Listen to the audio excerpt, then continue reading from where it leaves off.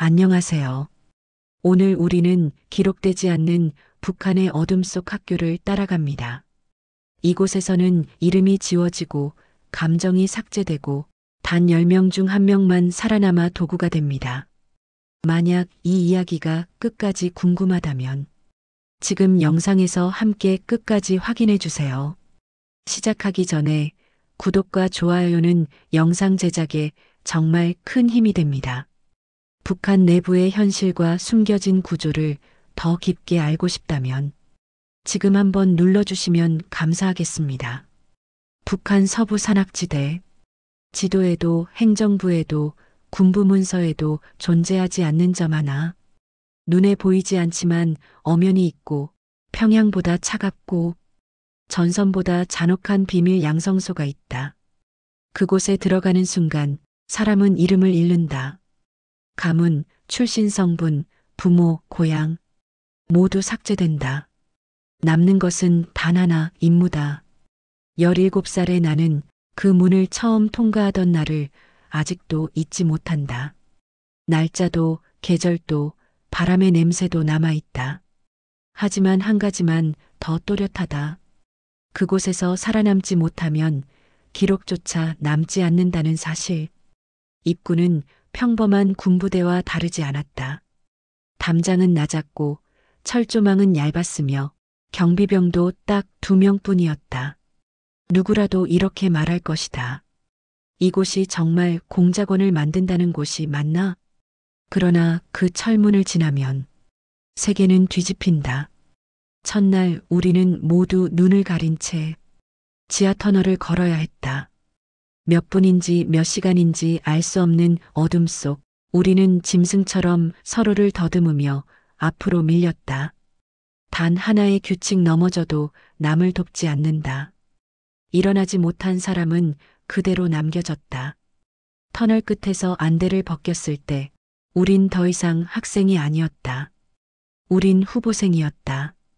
그리고 후보생의 30%는 3개월을 버티지 못한다는 걸 나중에서야 알았다. 그곳에서는 쉬는 시간이 없다. 언어 암기, 잠입훈련, 사격술, 체포대응, 신문훈련은 실제 전기자극을 동반했고 거짓말 검사는 눈동 자맥박 호흡을 모두 기록했다. 모르는 척하는 것조차 허용되지 않았다. 숨쉬는 법까지 교정된다. 우리가 잠들면 감시 카메라는 우리의 꿈까지 기록했다. 악몽 속에서 부모를 부르짖는 아이들은 다음 날부터 보이지 않았다. 소문으로만 들었다. 그들은 실패한 것이 아니라 임무에서 제외된 것이다. 제외된다는 말은 곧 소멸. 교관은 이렇게 말했다. 공작원은 태어나지 않는다. 만들어지고 부서지고 남은 파편이 살아남는 것이다. 그 당시엔 몰랐다. 그 말이 내 미래가 될 줄은. 3개월 뒤 훈련생의 숫자는 절반으로 줄었고 우리는 더 이상 서로의 이름을 불러주지 않았다. 누군가가 내일 사라질 수도 있기 때문이다. 이곳에서 살아남아야 한다는 이유는 단순했다. 우리는 선택받은 자가 아니었다. 도구였고 소모품이었다. 그러나 나는 알고 있었다. 지금의 경험은 언젠가 내가 폭로해야 할 이야기가 될지도 모른다는 것을. 그때까진 나는 살아있어야 했다. 그게 프롤로그의 전부다. 이제 시간이 흐르면 학교는 우리를 학생이 아닌 인물을 가진 그림자로 재조립하게 된다. 입소식이라 불렸지만 그곳엔 환영도 소개도 박수도 없었다. 우리는 줄지어 한 건물 앞에 섰다. 창문은 외부가 아닌 내부를 향해 나 있었다. 도망칠 방향이 아닌 감시받을 방향으로. 교관은 계급장을 달지 않았다. 옷엔 이름표도 직책도 없었다. 우릴 가르치는 사람이 누구인지조차 알 수 없다는 의미였다. 그는 고개를 들지 않고 단 한 문장만 말했다. 이 순간부터 너희는 이름이 없다.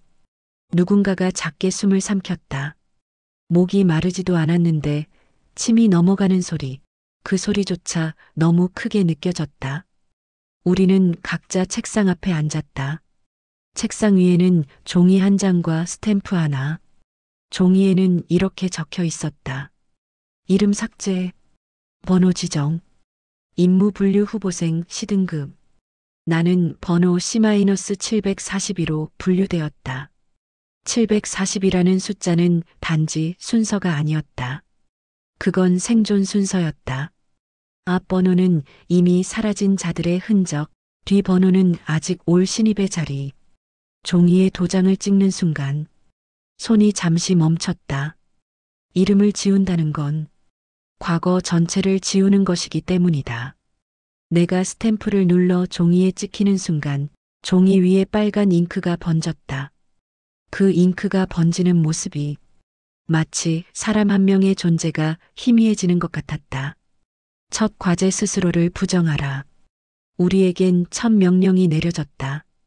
부모 이름을 잊어라. 아무도 질문하지 않았다. 질문은 필요 없는 행위였고 불복은 곧 사라짐을 의미했다. 교관은 우리를 바라보며 말했다. 여기서 살아남으려면 있는 속도가 기억의 속도보다 빨라야 한다. 우리는 가족의 얼굴을 떠올렸다. 그 순간부터 떠올랐던 것은 죄였다. 가슴이 빠르게 뛰었고 몇 명은 눈을 감았다.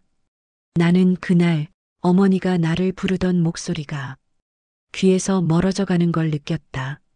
억지로 지우는 것이 아니라 살기 위해 지워야 했다.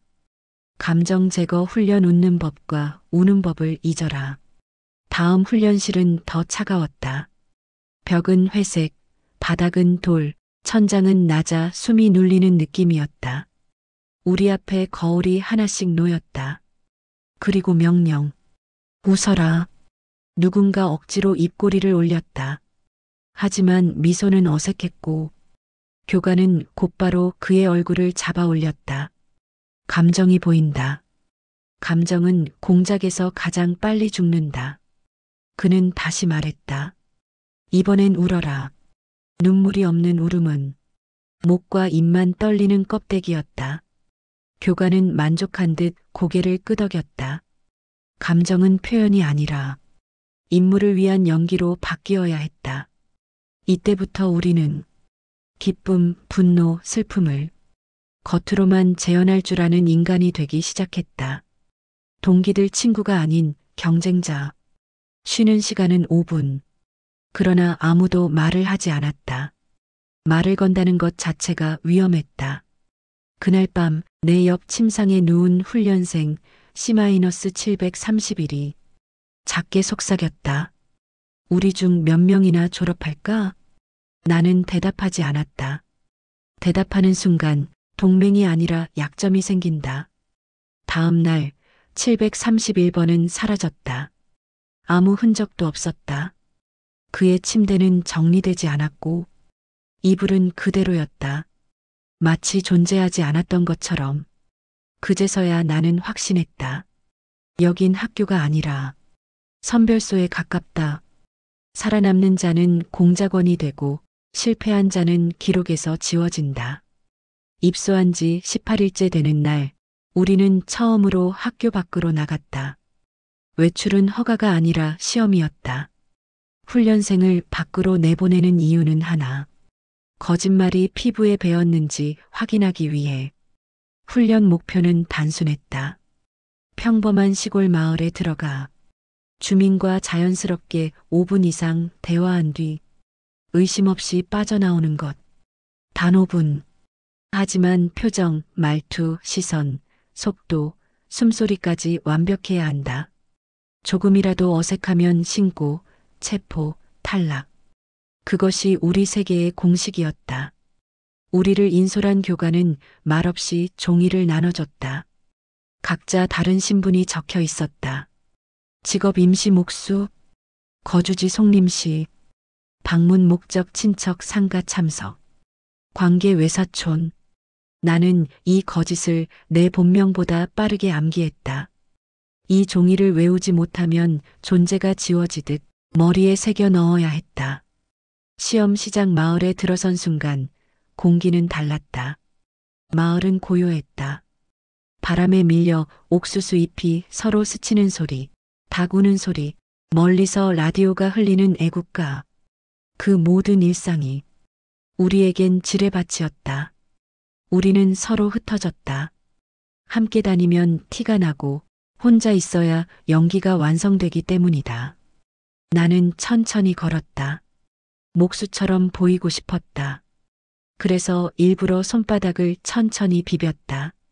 일하는 사람의 습관처럼 집집마다 문틈 사이로 눈동자가 보였다. 감시였다. 북한의 모든 시선은 감시로 기능한다. 나는 노파 한 명과 눈이 마주쳤다. 피부는 말라 있었고 입 주변에 굳은 웃음 자국. 그녀가 먼저 말했다. 어디서 왔소? 그 질문 하나에 내 심박수가 순간 치솟았다. 그러나 나는 미소를 만들었고 침착하게 대답했다. 송림에서 왔습니다. 외사촌 상가 때문에. 노파는 짧게 끄덕였다. 그 순간이 5분 중 첫 20초였다. 남은 4분 40초 나는 흔들리지 않아야 했다. 실패자는 그늘에서 사라진다. 반대편 들판 훈련생 C-758이 장사꾼과 대화를 시도하고 있었다. 멀리서 보였지만 그의 눈은 너무 자주 깜빡였다. 훈련에서 배웠던 금기. 거짓말을 할 때 눈을 많이 깜빡이면 대화 상대의 본능이 의심을 느낀다. 장사꾼은 몇 초 뒤 고개를 숙이고 천천히 발걸음을 옮겼다. 그것은 곧 누군가에게 말하러 간다는 의미였다. 교관 2명이 그림자처럼 등장했다. 758번의 어깨를 붙잡고 한마디 말도 하지 않은 채 데려갔다. 그가 소리도 못 낸 이유는 우리는 알고 있었다. 시험 중 비명을 지르는 순간 이미 끝. 그 장면은 우리에게 새로운 교훈 하나를 남겼다. 도시가 아니라 시골에서 군인이 아니라 농민이 우리의 가장 큰 적이 될 수 있다. 나에게 주어진 마지막 2분. 노파는 내 얼굴을 유심히 살폈다. 내가 연기하는 목수는 손바닥과 목소리 안에 있어야 했다. 흙 냄새가 배지 않은 손, 굳은 살이 적은 손, 목수가 아니라 학생에 가까운 손. 노파는 고개를 기울였다. 너 손이 곱구먼? 그 한 문장이 시험 전체를 무너뜨릴 수 있는 질문이었다. 나는 웃지 않았다. 웃음은 방어다. 방어는 들킨 자의 행동. 나는 대신 조용히 대답했다. 며칠 전까지 집안일만 도왔습니다. 길이 험해와서 손이 아직 덜 굳었습니다. 노파는 잠시 생각하더니 말했다. 그래, 그럴 수 있지. 그 대답 하나로 불합격의 칼날이 목에서 멀어졌다. 그 순간 멀리서 교관이 손을 들었다. 5분 종료 신호. 나를 붙잡으려는 시선도 없고 뒤따라오는 발소리도 없었다. 나는 살아남았다. 시험을 통과했다는 의미가 아니었다. 단지 지금은 살아남았다는 의미였다. 학교로 돌아온 뒤 진짜 훈련이 시작된다. 기숙사로 돌아온 우리는 첫 번째 탈락자를 잃은 방을 지나쳤다. 그의 침대는 이불조차 거치지 않았다. 침구는 차갑게 굳은 채로 남겨졌다. 다른 훈련생이 속삭였다. 우리도 저 자리 뒤를 따를 거야. 나는 대답하지 않았다. 대답은 약점이고 약점은 생존의 반대다. 그날 밤 우리는 새로운 훈련을 받았다. 목격자를 설득하는 방법, 신문을 뒤집는 대화 기술, 그리고 기억을 조작하는 연기. 그때부터 공작원 학교는 훈련장이 아니라 현실 너머의 실험실이 됐다. 우리는 인간이 아니라 자연스럽게 거짓을 말하는 생물로 변해갔다. 실전 침투 시험 이후 학교의 분위기는 눈에 띄게 달라졌다. 우리는 이제 거짓을 말할 수 있는 인간이 되었고, 이제부턴 거짓을 들켜도 무너지지 않는 인간으로 만들어졌다. 그 시작은 신체 훈련이었다. 아침 4시, 경고 없이 사이렌이 울렸다. 우리는 구두도 제대로 묶지 못한 채 운동장 한가운데 줄을 섰다. 온도는 영상 3도. 바람은 살을 베었고 우리는 얇은 훈련복 한 장뿐이었다. 교관은 말하지 않았다. 단지 손을 들고 땅을 가리켰다. 우리는 이 시간 동안 땅 바닥을 기어야 했다. 진흙과 돌이 피부를 찢었고 팔꿈치엔 피가 섞인 흙이 달라붙었다. 누구도 소리내지 않았다. 신음은 약함의 증거다. 옆에서 C-719번이 넘어졌다. 몸이 굳어 더 이상 움직이지 못했다. 교관 한 명이 다가가 719의 등을 발로 눌렀다. 누울 거면 평생 누워라. 그 말과 함께 719는 리스트에서 지워졌다. 그 자리는 비어 있지 않았다. 침묵이 채웠다. 우리는 다리를 떼는 순간 다음 번호가 될 수 있었다. 정신부 고문 내성 훈련 이곳을 넘지 못하면 공작원은 없다. 신체 훈련은 서막에 불과했다. 그날 오후 우리는 벙커 아래 위치한 회색 문으로 이동했다. 문 위에는 단어 2글자가 적혀 있었다. 내성실. 입구에 들어가는 순간 귀를 압박하는 저음의 진동이 느껴졌다. 어딘가에서 지속적 고음이 울리고 있었다. 심장을 두드리는 소리. 우리는 의자에 묶였고 눈앞엔 백색 조명 하나. 교관은 다정한 목소리로 말했다. 이제부턴 마음이 몸을 버릴 것이다. 훈련은 단계별이었다. 1단계 수면 박탈. 우리는 27시간 동안 한 번도 눈을 붙이지 못했다. 졸음은 전기 충격으로 깨웠다. 눈꺼풀이 내려가는 순간 작은 금속봉이 피부에 닿았다. 2단계 물고문. 얼굴 전체가 젖은 천에 덮였다. 단 5초 숨이 막히는 순간 뇌는 죽음을 믿는다. 그때 멈춰야 한다. 우리는 죽음을 상상하고도 표정을 유지해야 했다. 3단계 고문 중 대화 유지. 신문관이 질문을 던진다. 너의 가족은 누구냐? 너의 본래 이름은? 답을 해야 한다.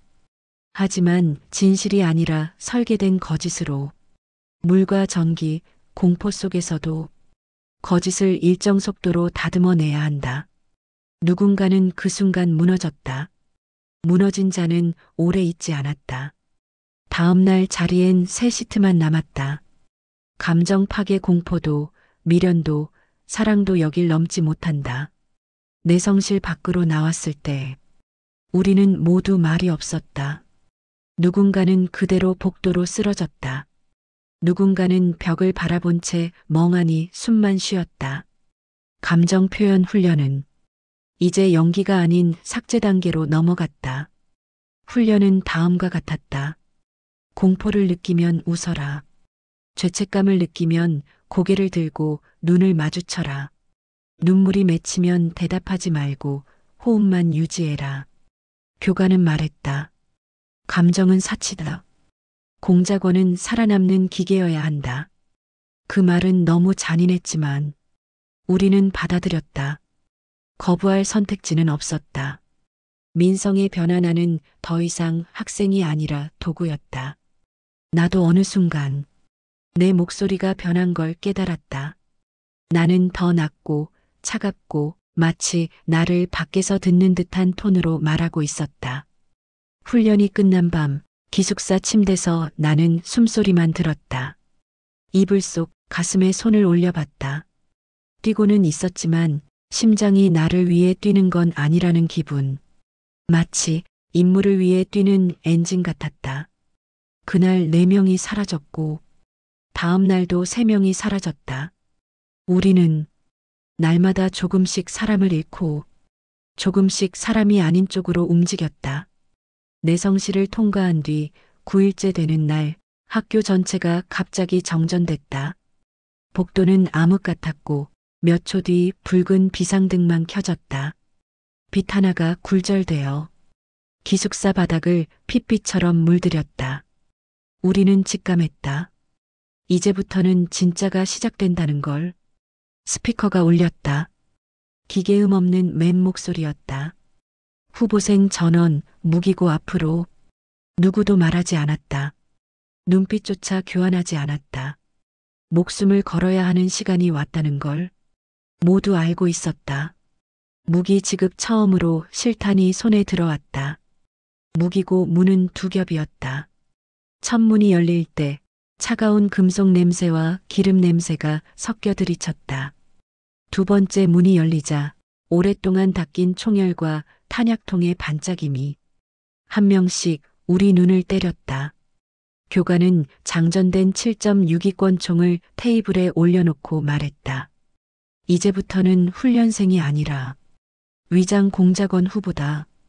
그리고 한 발의 탄환을 추가로 건넸다. 이건 상대를 위한 총이 아니다. 내가 실패했을 때 너 자신을 위한 탄환이다. 누구도 그 말의 의미를 묻지 않았다. 묻는 순간 이미 탈락이었다. 총의 무게는 가벼웠지만 그 의미는 지난 한 달의 고문보다 무거웠다. 그 순간부터 우리는 살아남아야 할 이유를 찾는 인간이 되었다. 첫 임무 해외 외교관을 미행하라. 모의 훈련 장소는 학교가 아니었다. 새벽 3시 우리는 군용 트럭에 실려 수십 km 떨어진 국경 인근 도시로 이동했다.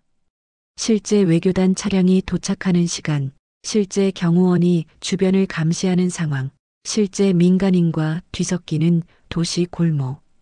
교관이 명령을 내렸다. 표적 외교관 A. 접근 금지. 미행만 하고 흔적 없이 사라져라. 실패자는 배제된다. 배제. 그 단어는 죽음과 거의 동의어였다. 우리는 흩어졌다. 그 순간부터 누구도 동료가 아니었다. 앞서 걷는 사람도, 옆에 숨 쉰 사람도 성공을 위해 발목을 잡을 수 있는 경쟁자였다. 거리 한복판 심장은 뛰지만 발소리는 없어야 한다. 도시는 생각보다 시끄러웠다.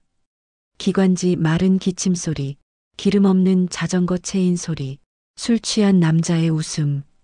그 소리 사이에서 우리의 존재만 조용해야 했다. 나는 외교관 차량 뒤를 정확히 8m 거리 유지하며 따라붙었다. 8m. 훈련에서 배웠던 기억되는 거리의 경계다. 6m 이내는 존재감이 남고 10m 이상은 놓칠 수 있다. 나는 그림자가 되었다. 물에 비치는 잔물결처럼 흐르되 흔적을 남기지 않는 그림자. 그러나 다른 후보생 하나가 실수를 했다. 발소리가 컸다. 차량 경호원 2명이 동시에 고개를 돌렸다. 눈빛이 1초 머물렀고 1초는 우리 세계에선 사형 선고였다. 후보생 C-688은 그 즉시 어둠 뒤로 사라졌다. 누가 데려갔는지 어떻게 된 건지 아무도 돌아보지 않았다. 돌아보는 건 목숨을 거는 행위였다. 두 번째 시험 접근에서도 발각도 되지 마라. 외교관이 호텔로 들어가기 직전 교관의 지령이 수신기에 들어왔다. 접촉하라. 딴 티 없이. 말도 안 되는 조건. 하지만 공작원은 불가능을 조건으로 배운다. 나는 외교관이 잠시 멈춰 담배에 불을 붙이려는 순간을 봤다. 그 타이밍은 한 번뿐이었다. 나는 그의 앞을 잠시 스쳐 지나가며 옷깃 속에 숨긴 서류 한 장을 그의 주머니로 미끄러뜨렸다. 0.8초. 훈련에서 허용된 접촉 최대 시간. 심장이 미친 듯이 뛰었지만 나는 그대로 발걸음을 멈추지 않고 군중 속으로 사라졌다. 그 순간 경호원의 시선이 내 뒤통수를 스쳤다. 멈추면 죽는다. 속도를 바꿔도 죽는다. 오직 일상적인 보폭만이 생존이다. 나는 고개를 돌리지 않고 자연스럽게 길을 건넜다. 3초, 5초, 10초. 총성이 없었다. 비명도 없었다. 나는 살아있었다. 그날 밤 기숙사 살아남은 자는 14명뿐. 처음 32명이었다. 이제 14명. 숫자가 말해줬다. 우리는 공작원이 되어가는 중이 아니라 소모되지 않고 남아있는 조각이었다. 그날 이후 훈련장은 더 조용했고 더 빈층이었다. 침대 세 줄, 매트리스 공간만 남은 자리들. 숨 쉬는 소리가 이젠 더 무겁게 들렸다. 그때 나는 처음 느꼈다. 살아남는다는 것은 빛이 아니라 어둠을 더 오래 견딘 사람에게 주어지는 상태라는 걸. 언젠가 이 어둠 자체에서 벗어날 날이 있을까? 침투 훈련이 끝난 지 사흘 뒤 새벽 2시 기숙사 전체에 다시 비상등이 켜졌다. 그리고 그날은 경고음 대신 기침 소리 하나로 시작되었다. C-714가 피 냄새 섞인 숨을 토하며 바닥에 기대 있었다. 누가 때렸는지도 언제부터 그 상태였는지도 아무도 몰랐다. 그는 숨이 붙어 있었고 우리는 그냥 그 곁을 지나쳤다. 이곳에서는 도와주는 것이 죽음이었다. 복도는 차가웠고 가장 끝방 문 앞에 교관 4명이 서 있었다. 문은 조금 열려 있었지만 안은 보이지 않았다. 들어간 사람은 돌아오지 않는 방 최종실. 우리는 줄을 만들어 그 방 앞에 섰다. 한 명씩 들어가면 문은 조용하게 닫힌다. 돌아오는 사람도 있고 돌아오지 않는 사람도 있었다.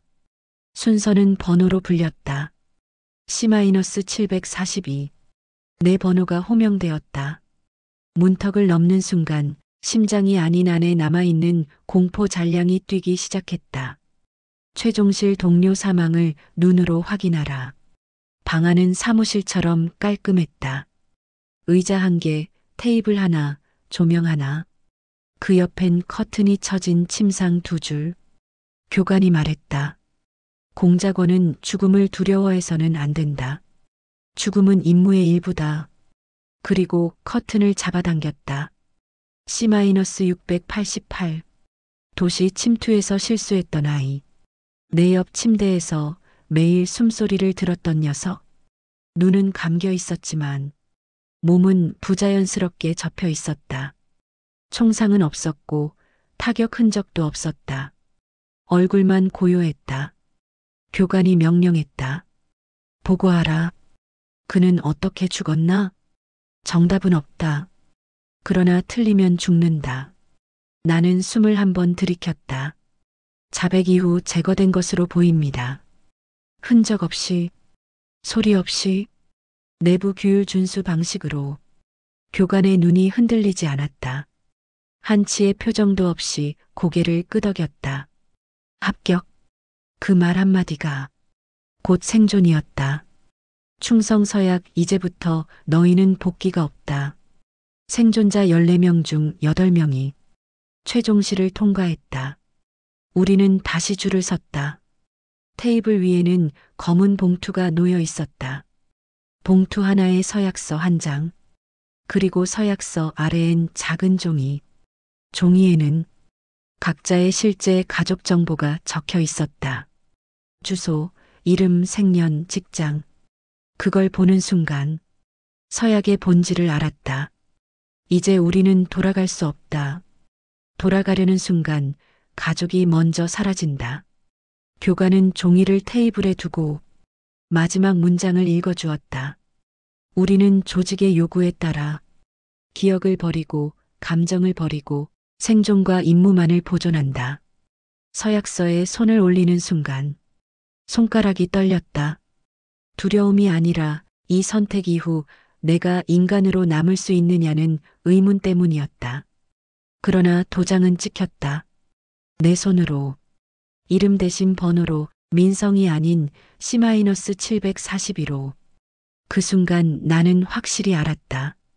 우리는 공작원이 되는 게 아니라 국가가 움직일 때만 존재하는 부품으로 완성되는 중이었다. 첫 번째 죽음 눈으로 본 뒤 우리는 더 차가워졌다. 서약을 마친 뒤 탈락자들의 침상이 정리되었다. 시트는 깨끗하게 새로 갈아졌고 이름 없는 이불이 올려졌다. 그날 밤 기숙사엔 아무 기침도 속삭임도 없었다. 사람이 줄었는데 공간이 줄어든 것처럼 더 답답했다. 누군가 말했다. 우린 하나씩 사라질 거야. 그 말에 아무도 반응하지 않았다. 왜냐하면 그 말은 이미 사실이었기 때문이다. 서약 이후 학교의 공기는 변했다. 예전의 고문, 침투, 죽음의 선별이 우리의 심장을 두드리던 도끼였다면 지금의 공기는 유리 같은 침묵이었다. 조용하고 투명하고 깨지면 다친다. 우리는 이제 8명. 처음 32명에서 4분의 1. 그 숫자 하나가 학교의 목적을 보여줬다. 가르치는 것이 아니라 걸러내는 과정. 그리고 남은 자는 도구가 될 준비가 된 인간. 지휘관의 등장. 너희는 이제 국가의 손가락이다. 어느 날 오전 우리는 강당으로 불려갔다. 지금까지 학교에서 보지 못한 인물이 등장했다. 흰 군복, 무표정, 가슴에는 붉은 별 하나. 김일성대 정치학 출신, 보위부 실전 운영 지휘관. 그는 연설이 아니라 명령을 시작했다. 너희는 중공작원이다. 지금부터는 행동과 말이 아니라 사고를 통제한다. 너희의 생각 하나가 국가의 방향을 틀 수 있다. 그리고 우리 앞에 작은 금속판이 배치되었다. 손바닥만 한두 껍지 않은 판. 표면엔 미세한 정극이 있었다. 지휘관은 말했다. 이것은 사고 교정 장치다. 공작원은 두려움 대신 임무를 떠올려야 하며 망설임 대신 실행을 우선해야 한다. 우리는 차례로 정극판 위에 손을 올렸다. 심박이 빨라지면 전류가 흘렀다. 의심이 생기면 전류가 강해졌다. 사고를 통제하는 훈련. 거짓이 아니라 생각을 조율하는 단계. 그 단계까지 왔다는 건 우리가 더 이상 아이가 아니라 용도를 가진 시스템이라는 뜻이었다. 마지막 브리핑 한 번의 실패는 존재 소멸이다. 며칠 뒤 지휘관은 다시 우리를 불러 세웠다. 실제 파견 국가가 배정된다. 이제부턴 훈련이 아니라 살아남는 전장의 첫 단추다. 칠판에 국가 이름이 적혔다. 중국, 러시아, 말레이시아, 몽골, 태국, 그리고 마지막 가장 긴장된 줄, 대한민국. 칠판 앞에서 숨이 한 번에 빨려나가는 기분이었다. 이 중 어느 곳이든 실패는 없었다. 실패자 사라짐. 지휘관은 종이를 나눠주었다. 내 배치 국가는 적혀 있지 않았다. 대신 이렇게 적혀 있었다. 해외 침투 후보군 A-1. 임무는 추후 명령. 학교는 나를 직접 임무 투입 전 검증 대상으로 남겨둔 것이다. 그리고 그날 밤 인간이 남아있음을 깨달았다. 기숙사로 돌아오는 길 744번이 조용히 내 옆에 다가왔다. 우리는 처음으로 말없이 걷지 않았다. 너 무섭지 않냐? 그 한마디. 지금까지 금지되고 사라진 감정, 공포라는 단어가 다시 입안에 걸렸다. 나는 대답하지 않았다. 대답은 위험한 습관이 될 수 있었다. 그러나 침묵하는 동안 내 가슴이 스스로 반응했다. 나는 아직 완전히 기계가 아니다. 우리는 침대에 누웠지만 잠들지 않았다. 누군가의 숨소리가 예전과 달랐다. 살고 싶어하는 인간의 숨이었다. 그 순간 알았다. 이곳은 공작원을 만드는 공장이 맞다. 하지만 내가 남아있으려면 언젠가 공장을 벗어나야 한다. 배치 명단이 발표된 다음 날 밤 기숙사는 이상할 만큼 조용했다. 누군가는 자는 척했고 누군가는 천장을 쳐다보았고 누군가는 침대 끝을 붙잡은 채 손가락을 떨고 있었다. 우리는 모두 깨 있었다. 내일이면 각자 다른 나라로 사라진다는 사실을 알고 있었기 때문이었다. 다시 볼 가능성은 낮았다. 공작원은 임무를 공유하지 않고 행선지를 묻지 않고 살아 돌아와도 서로의 이름을 확인하지 않는다. 그날 밤은 마지막이었다. 서로 인간으로 남을 수 있는 단 한 번. 나는 침대에서 일어나 화장실 쪽으로 조용히 걸었다. 불이 꺼진 복도, 감시 카메라는 여전히 돌아가고 있었다. 그때 복도 끝에서 작은 손짓이 보였다. C-744. 며칠 전 나에게 무섭지 않냐? 고 물었던 아이. 그는 말없이 내 손에 종이를 쥐어주었다. 종이는 작았다. 찢어진 노트 조각만큼. 그 위엔 글자 7개. 나 여기서 나갈 거야. 순간 심장이 얼어붙었다. 학교에서 탈출이라는 단어는 사형에 가까운 금기였다. 나는 종이를 쥔 손을 천천히 접었다. 아무 말도 하지 않았다. 하지만 744의 눈은 확신도 공포도 아니었다. 둘 다였다. 교관의 호출 마지막 밤엔 취침이 없다. 자정이 지날 무렵 스피커가 울렸다. 후보생 전원 집결. 우리는 운동장에 다시 섰다. 눈은 갈라지고 손은 떨리고 마음은 이미 다른 곳에 있었다. 지휘관이 나타났다. 서약 당시와 같은 표정, 같은 걸음. 내일 너희는 흩어진다. 이곳에서의 모든 것은 기억으로 남지 않는다. 살아남는 자만이 귀환한다. 그리고 질문이 던져졌다. 이곳에서 의문을 가진 자는 있나? 숨이 멎었다. 그 질문은 시험이었다. 손 드는 순간 사라진다. 하지만 손을 들지 않는 것도 선택의 증거였다. 침묵은 충성이다. 침묵은 복종이다. 침묵은 사라지는 자를 용인하는 것이다. 그때 C-744가 아주 미세하게 숨을 내쉬었다. 나는 바로 옆에 있었고 그 숨결이 사람이었다는 걸 느꼈다. 그는 살아있고 고민했고 무서워했다. 프로그램이 지우지 못한 마지막 인간의 흔적. 그리고 나는 선택해야 했다. 말할 것인가? 외면할 것인가? 같이 무너질 것인가? 아니면 살아남을 것인가? 그 선택은 한 사람에게만 보였다. 나 자신. 새벽 직전 인정할 수 없는 진실 하나. 회의가 끝나고 돌아오며 744가 나를 보았다. 빛도 감정도 없는 복도에서 우리는 잠시 눈을 마주쳤다. 그는 입술을 움직였다. 아주 느리게. 도망칠래?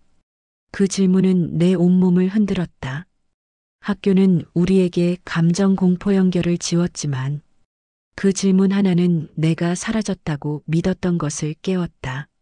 살아남는다는 건 임무가 아니라 스스로 선택할 수 있는 나를 목표로 하는 것. 그날 나는 침대에 누워 눈을 감지 못했다. 귀에 감시 카메라 회전음이 울렸다. 가슴은 심장이 아니라 청소기처럼 규칙적으로 뛰었다. 그러나 생각은 균열을 냈다. 나는 공작원이 되었지만 나는 완전히 사라지지 않았다. 남은 인간의 작은 조각이 말했다. 가만히 있지 마라. 7막 결론 프로그램은 끝났지만 이야기는 이제 시작된다. 아침이 되면 우리는 흩어진다. 각자 다른 국경, 다른 도시, 다른 지령. 민성시 -742은 임무가 아닌 질문을 품은 채 배치된다. 왜 만들어졌는가? 누구를 위해 일하는가? 끝은 존재하는가? 그 질문은 조직보다 오래 살아남는다.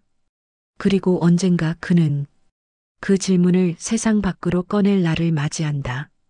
여기까지 함께 해주셔서 감사합니다. 이 영상은 북한 공작원이 어떻게 사람에서 도구가 되어가는지 7막 과정으로 따라가 본 기록이었습니다. 당신의 생각은 어떻습니까? 만약 영상이 의미 있었다면 구독과 좋아요 그리고 한 줄 댓글은 다음 콘텐츠를 만드는데 정말 큰 힘이 됩니다. 정말 부탁드립니다. 당신의 반응 하나가 이런 숨겨진 이야기를 계속 밝히는 원동력입니다. 여러분의 구독과 좋아요 하나가 제가 이 다음에 숨겨진 북한 이야기까지 파고들 수 있는 연료입니다. 정말로 댓글 하나 남겨주시면 그 한 줄이 저한테는 다음 영상 한 편입니다. 부탁드립니다.